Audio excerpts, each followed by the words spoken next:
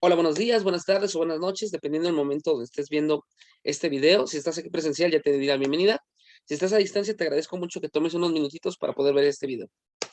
Estamos en nuestra materia de problemas psicosociales contemporáneos de la carrera de psicología en el Instituto Rosario Castellanos, en la unidad 4. La unidad pasada estuvimos revisando algunos de los problemas más apremiantes en cuestiones de psicología social en México. ¿Recordarán algunos de ellos? Si los pueden escribir o me lo pueden decir. ¿Qué problemas abordamos la sesión pasada? ¿Se acuerdan? El desempleo, la delincuencia, profesor. Perfecto, muchas gracias, Pamela. Desempleo, delincuencia, y eso lo acompañábamos con otros, ¿no? Que era el estrés, que es un factor bien importante. También estaba acompañado de la depresión. Y delincuencia, desempleo, violencia y violencia. Entonces vimos cómo esos problemas se implican mutuamente y tienen relaciones que hacen que se potencialice aún más la vulnerabilidad de ciertos grupos. Es decir, una persona que tiene desempleo va a caer más fácil en el estrés, puede caer más fácil en la depresión, puede caer más fácil en la violencia y en la criminalidad. Entonces hay que hacer un abordaje más pleno, un abordaje redondo. Bienvenidos a los que están llegando. Buenas noches. Tenemos que hacer un abordaje de todos los puntos que hemos analizado para poder ofrecer propuestas de solución. A diferencia de la psicología normal o de la psicología llana, la psicología social lo que va a buscar es, va a buscar influir en el entorno o va a buscar influir en el ambiente para poder generar mejores estrategias de atención a las personas y no solo a las personas, sino al grupo social. Bueno, ya explicando un poquito el contexto, ahorita vamos a iniciar con nuestra unidad número 4, en la cual vamos a abordar distintos problemas psicosociales también que atañen a México. En concreto vamos a abordar dos, que es la discriminación y, denme un segundito, era la discriminación y, híjole, se me fue ahorita cuál es el otro, pero lo tengo en la presentación. Y la próxima sesión lo vamos a analizar los otros dos restantes, entonces, que es el de maltrato infantil y educación. Entonces, ahorita a género, vamos a estudiar género y discriminación en esta clase. La próxima estudiamos problemas educativos y violencia infantil, ¿ok? También para dividirlos un poquito. Les recuerdo a todos los que están escuchando la conferencia o la clase, como ustedes la quieran llamar, esta unidad es muy larga, abarca 3 semanas. ¿Por qué? Tenemos esta semana para trabajar los temas, los dos primeros. La próxima semana de asueto la tienen ustedes como semana vacacional. Pueden adelantar trabajos, pueden hacer lo que ustedes gusten, pero no cuenta en sí como una semana de clases, pero les sirve para descansar, reponer energías o ponerse al corriente. Y la tercera semana que es para terminar de ver el tema. Muy bien, les comparto pantalla. Me avisan, por favor, cuando se esté compartiendo. ¿Ya? Muchas gracias. Entonces vamos a empezar. Presentación con diapositivas desde el principio. Hacemos esto un poquito más chiquito. Listo. De cualquier forma, aunque no se ven sus fotos, sí las estoy escuchando. Bueno, lo estoy escuchando.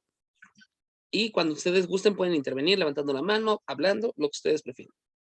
Les comentaba que, aceptamos Angélica, vamos a revisar la segunda parte de los problemas psicosociales en México. El primero de estos problemas que vamos a atender, bueno, aquí tenemos la competencia específica, como cada unidad, que es conocer los problemas psicosociales de México, con el objetivo de poder hacer una intervención desde el área social y psicológica con el fin de mitigar la incidencia de los mismos. Es decir, todo conocimiento que ustedes van adquiriendo tiene que incidir en su sociedad y también en ustedes. Si no es un conocimiento muerto, pero no se preocupen por eso, lo vamos a ver cuando vemos el tema de educación. El incidente crítico, la gran pregunta que nos vamos a plantear es ¿qué situaciones pueden generar problemas psicosociales como la desigualdad de género y la discriminación? Aquí les puse algunas imágenes para ir acompañando la presentación que representan un poquito el tema. Tenemos un vagabundo o una persona en situación de calle, que es la forma correcta de referirnos a ellos, el cual es víctima de aporofobia, que es una especie de discriminación por cuestión de pobreza. Vamos a analizar en qué consiste la aporofobia el día de hoy. Sobre el tema de aporofobia, lo vamos a trabajar nosotros, en el material no viene, entonces para que lo puedan complementar. Y abajo también tenemos a cómo ciertas personas, ciertos grupos, son tratados como desperdicios, son tratados como personas de segunda categoría y también afecta, lo cual lo vamos a abordar desde distintos autores y distintas corrientes. Bueno, vamos a empezar. Lo primero que vamos a analizar, o el primer gran tema con el cual abre esta unidad, es el tema de desigualdad de género.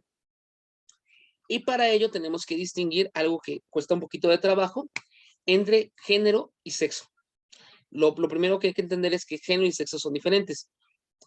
¿Tendrán alguna noción o alguna idea de qué diferencia hay entre género y sexo? Piénsenlo. ¿Qué diferencia hay entre género y sexo?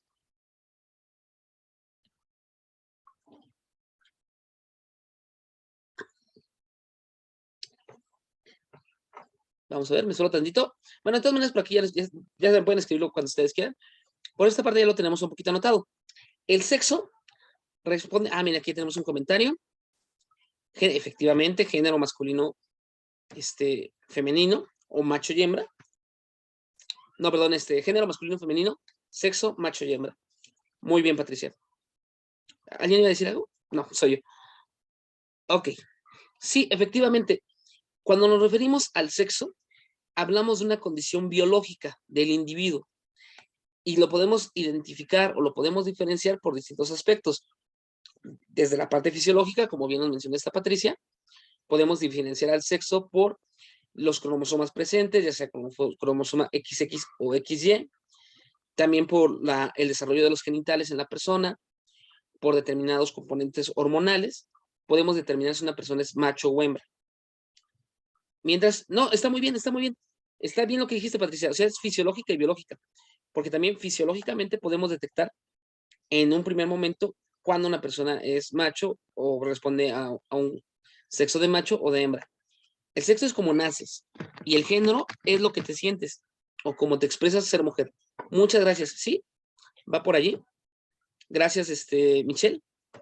Entonces les comentaba, el sexo es biológico, fisiológico y se puede detectar, se puede establecer de ciertas formas, hasta ciertos límites, porque hay personas que no logran encajar en esta división bivalente de macho-hembra.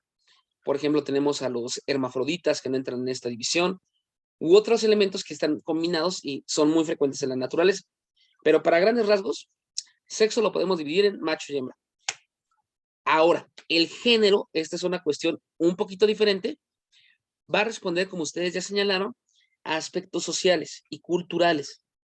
Es decir, ser hombre o ser mujer, o la carga que tenemos cultural y socialmente de ser hombre y ser mujer, no necesariamente se vincula con la expresión genética, sino que tiene otras características, como lo que se nos ha enseñado, lo que aprendemos en la escuela, las condiciones simbólicas que se nos brindan, por ejemplo, en la televisión, en el cine y demás. Y esto ocurre desde el momento en el que nosotros nacemos. Por ejemplo, cuando un bebé recién nace y es del sexo masculino, o sea, tiene pene, ¿de qué color le compramos su ropa? O su ropita, ¿de qué color le compramos cuando es varón? Piénsenlo.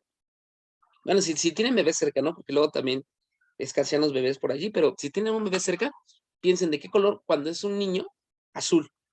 Perfecto, muchas gracias, Nayeli. Es la ropa azul.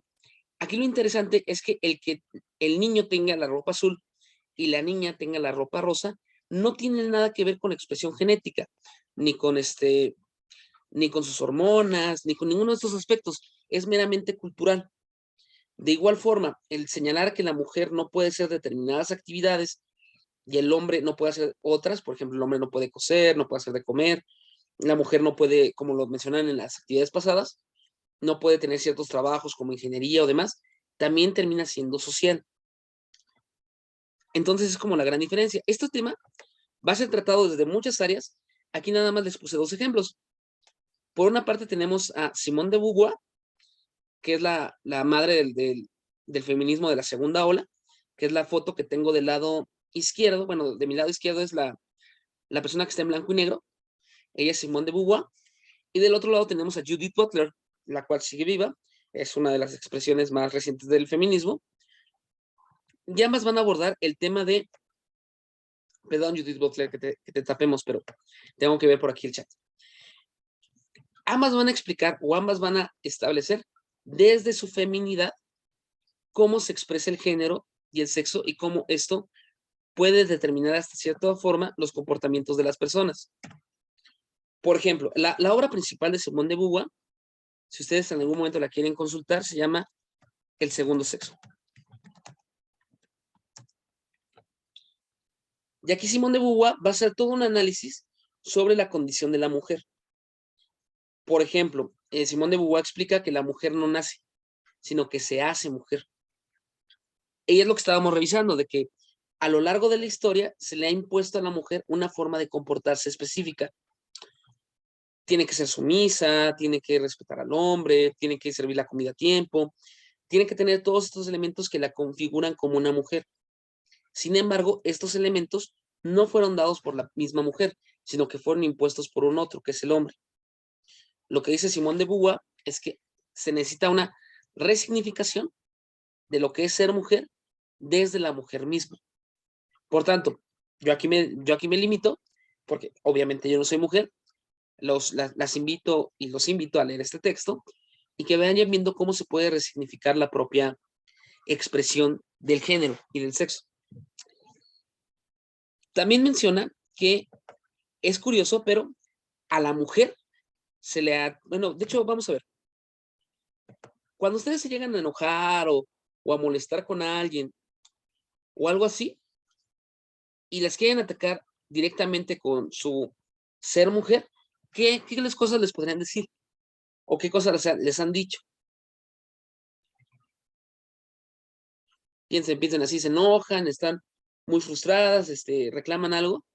¿Cómo qué cosas les podrían decir sobre lo que están haciendo una contraparte masculina? Somos muy dramáticas, profesor. Muchas gracias. Somos muy dramáticas, seguro estás en tus días. Efectivamente, ¿ok? Somos muy dramáticas, seguro estás en tus días. Lo que va a decir Simone de Beauvoir es que es muy curioso que a la mujer siempre se le atacha de que está en sus días, de que no ha tenido relaciones sexuales. Recordemos que la histeria surge por esto, ¿no? Que la histeria era una mujer que no había expresado su sexualidad en los primeros trabajos de Freud. Pero bueno, que están en sus días, están hormonales, están de dramáticas y demás.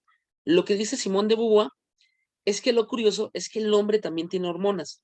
Así como las mujeres tienen hormonas, los hombres tienen testosterona, tienen cambios de humor.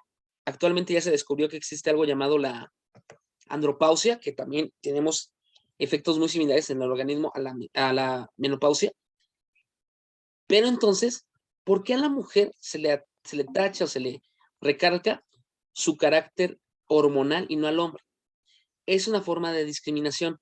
Es como decirle, yo hombre soy racional, tu mujer eres instintiva o hormonal y no te puedes guiar. Esta Simone de Beauvoir va a tratar de pelear contra esos tipos de estereotipos para poderlo ir venciendo.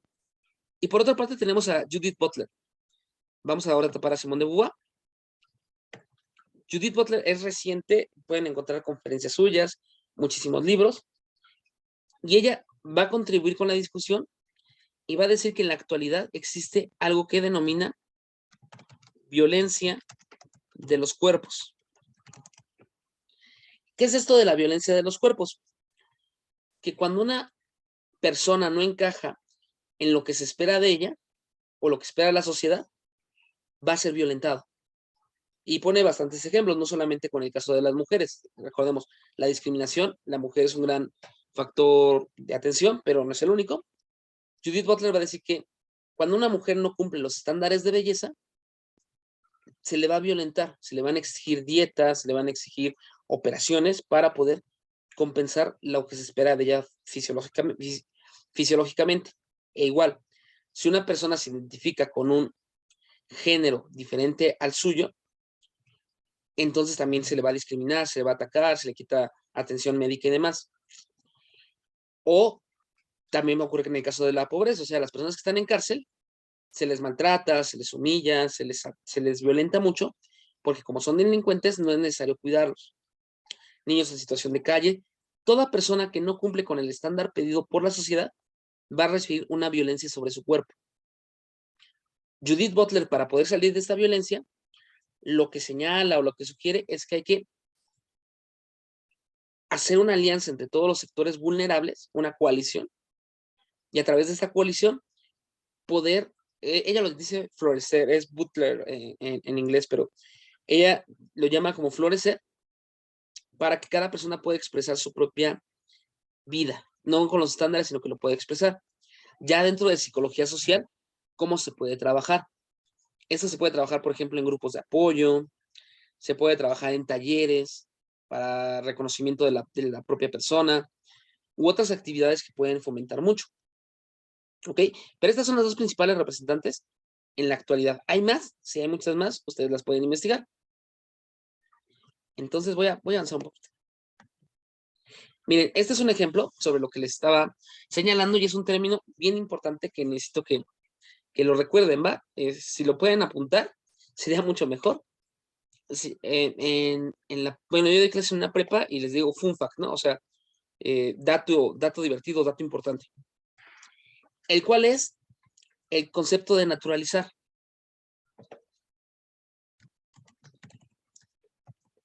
¿Qué es naturalizar?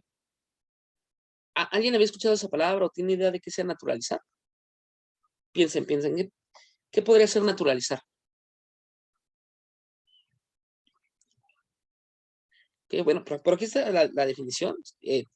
Perdón que les pregunte si está la definición. Es un error, voy a tratar de poner primero la pregunta y luego la definición. Pero naturalizar es el proceso por medio del cual algo que es artificial se piensa que es natural.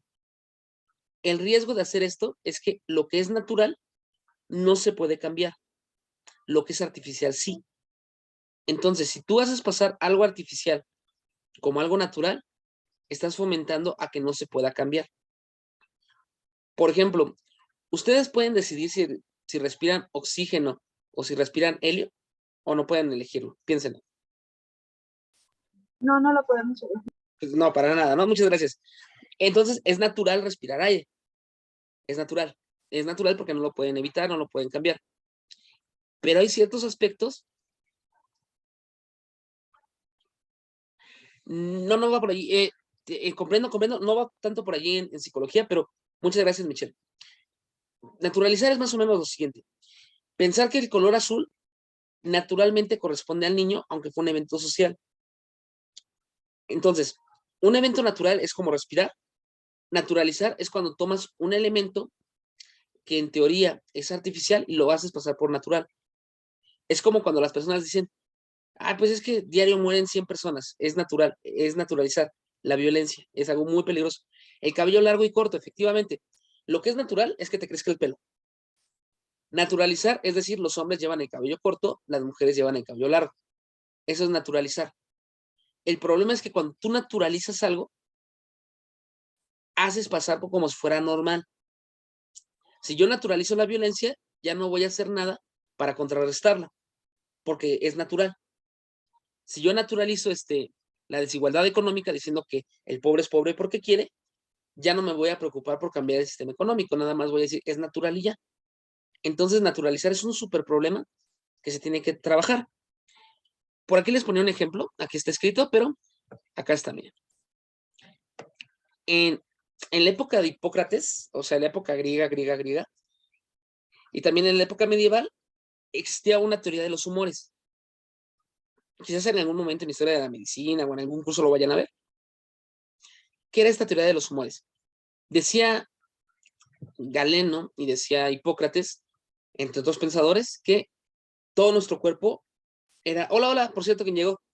Que todo el cuerpo estaba lleno de determinados líquidos que afectaban a nuestro comportamiento. Teníamos la bilis negra, la bilis amarilla, la sangre y la flema. Eran como los 4 líquidos que nos constituían. Y lo que decía esta teoría es que la mujer poseía más bilis negra y por tanto era iracunda, no se podía controlar, no podía aprender muchas cosas. Pensadores como Aristóteles, de hecho, sostenían esto, decían, la mujer no puede dedicarse a la ciencia o al pensamiento porque tiene mucha bilis negra. lo que están diciendo es naturalizar desde esta medicina antigua un acto de violencia frente a la mujer. Si tú explicas que algo es natural, ya no es que lo estés discriminando, simplemente se da de forma natural. Esta teoría obviamente resultó ser falsa con el paso del tiempo, pero ahora con las nuevas teorías científicas que tenemos, se sigue preservando esto de que la mujer es hormonal, que tiene cambios de humor por muchos elementos, es naturalizar una condición de discriminación. ¿Ok? Entonces hay que evitar generar estos actos de discriminación o estos actos de naturalizar la violencia y demás. Sobre este punto, voy a pasar a la siguiente. Sobre este punto, lo que se está tratando de buscar en todas partes es una búsqueda de la igualdad y de la equidad.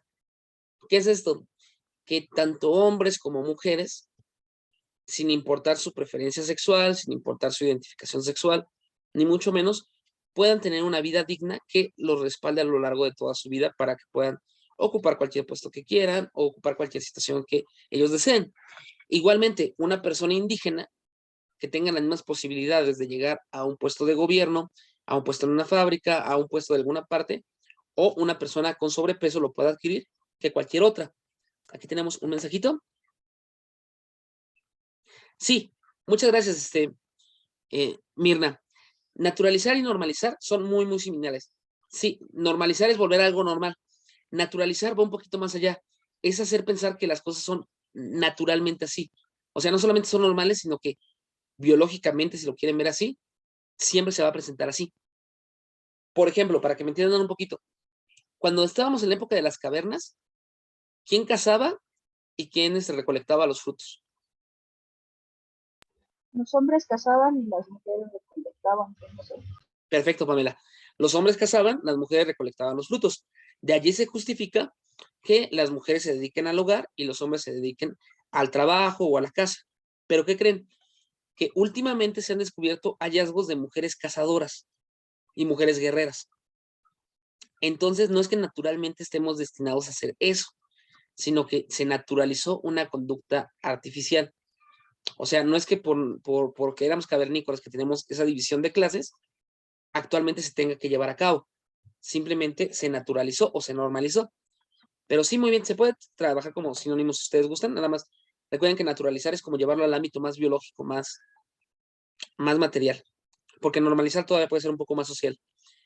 Ok, entonces lo que buscamos es como una igualdad y una equidad de género para poder romper los estigmas y demás, no solamente de género, de sexo, sino también hacia las personas con sobrepeso, las personas con capacidades diferentes, las personas indígenas, todo esto. Sobre este punto,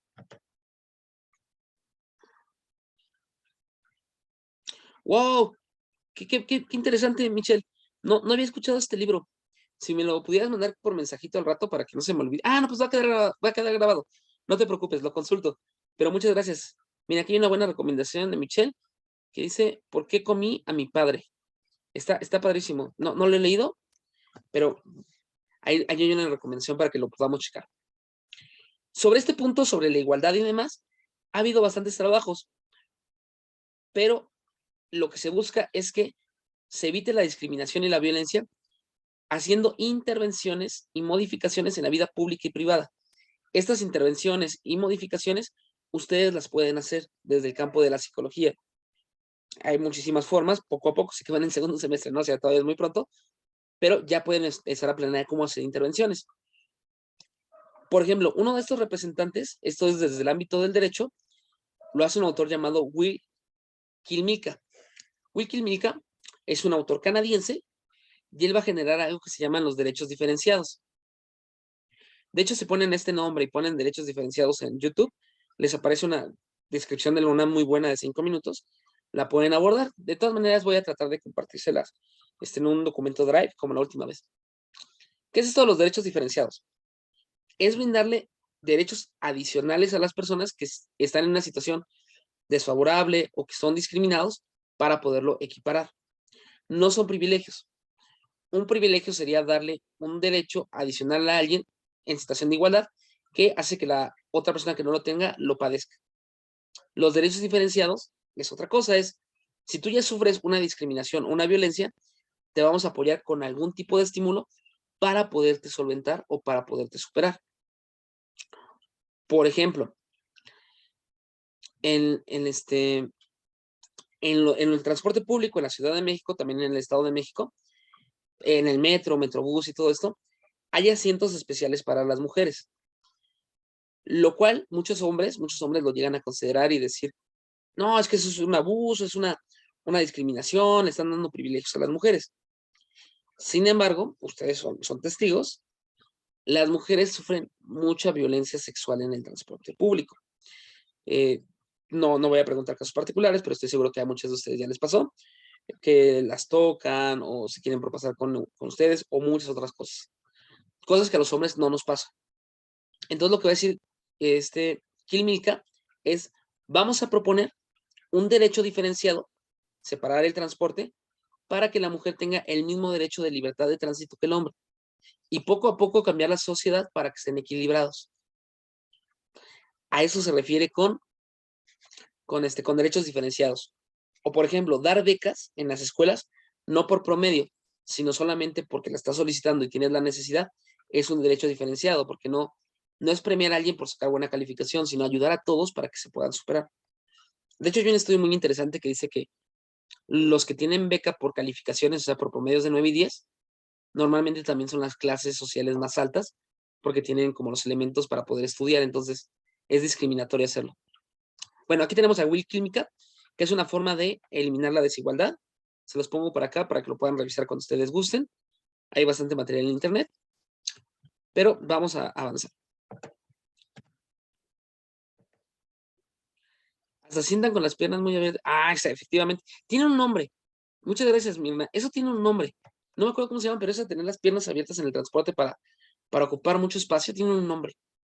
Bueno, esto que les mencionaba de que de la violencia que se genera hacia las mujeres o hacia otros grupos vulnerables, se mantiene o se llega a preservar por medio de actitudes, percepciones y creencias. Elementos que vimos en la unidad número 1 que se llevan a cabo de forma cotidiana, es un proceso psicosocial. Se fomentan actitudes en la población, se genera una percepción y una autopercepción y se fomentan creencias. Esto va a incidir directamente en los aspectos sociales que facilitan la discriminación. Por ejemplo, aquí les puse al ladito un cuadrito que es de Kohlberg. Pregunta, ¿ya vieron a Kohlberg en alguna asignatura? Luego lo ven en desarrollo humano o en pedagogía. No sé si ya vieron a Kohlberg. O en ética, también lo llegan a ver. Sí, ¿no? ¿Nos acuerdan? Kohlberg, con K. Creo que no. Bueno, Kohlberg es un autor, es un psicólogo muy importante de la corriente constructivista, ya saben, Piaget, Ausubel, todos ellos, Vygotsky, todos ellos. Pero ¿qué es lo que va a decir Kohlberg? Va a decir que el ser humano pasa por diferentes niveles de desarrollo psicosocial o valores morales, desde obedecer una regla por obediencia y castigo hasta generar tu propio criterio de regla moral. Este es un criterio bien interesante y es aplicable muy bien a muchos ámbitos. ¿Cuál es el problema? Una psicóloga señaló o estudió o revisó el estudio y se percató que la mayoría de personas que llegaban al último nivel de desarrollo, o sea, al postconvencional, curiosamente eran hombres y las mujeres se quedaban en el contrato social o en el orden social, o sea, en niveles más inferiores. Y eso se debe a que las pruebas de Kohlberg, para determinarlo, tenían un sesgo de percepción machista. Es decir, tenía un sesgo de percepción que hacía que las preguntas generadas facilitaran más la valoración del hombre que el de la mujer.